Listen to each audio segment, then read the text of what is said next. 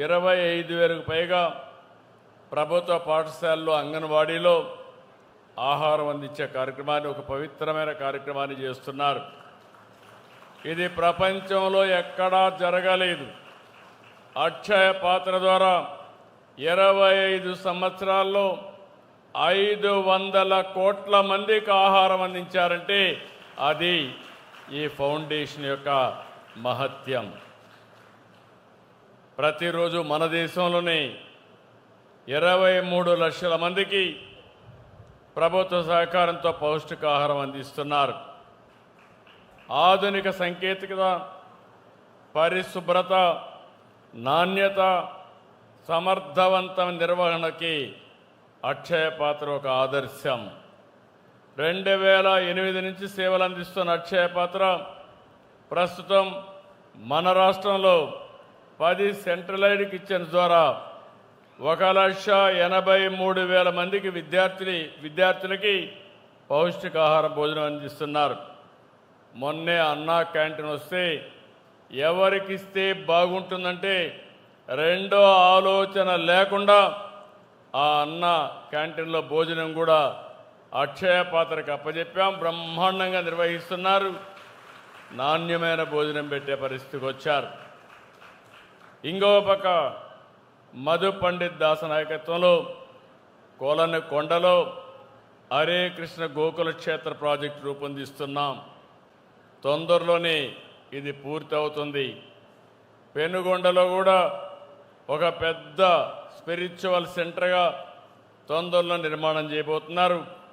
దీనివల్ల మనం అందరం కూడా గుర్తుపెట్టుకోవాల్సింది, ఇలాంటి హరే కృష్ణ వారి ఆధ్వర్యంలో అనేక దేవాలయాలు కట్టారు. వీరి సేవలో ఐక్యరాజ్య సమితి కూడా గుర్తించింది. వేద సంస్కృతిని, జ్ఞాన భక్తి యోగాన్ని నేటి తరానికి అందించడంలో ఇస్కాన్ పాత్ర చాలా కీలకమైంది. నేను ఎప్పుడూ చెప్పేవాడిని, అమరావతి ప్రజా రాజధాని, అమరావతి దేవతల రాజధాని, ఈ రెండు కలిసిన ప్రదేశం మన అమరావతిని మరొకసారి మీ అందరికీ గుర్తు చేస్తున్నాను. ఇలాంటి ప్రాంతాన్ని మనం రాజధానిగా పెట్టుకున్నాం. హిందూ ధర్మానికి ఈ ప్రాంతం ఇప్పటికీ ఒక సాక్ష్యంగా మిగిలింది.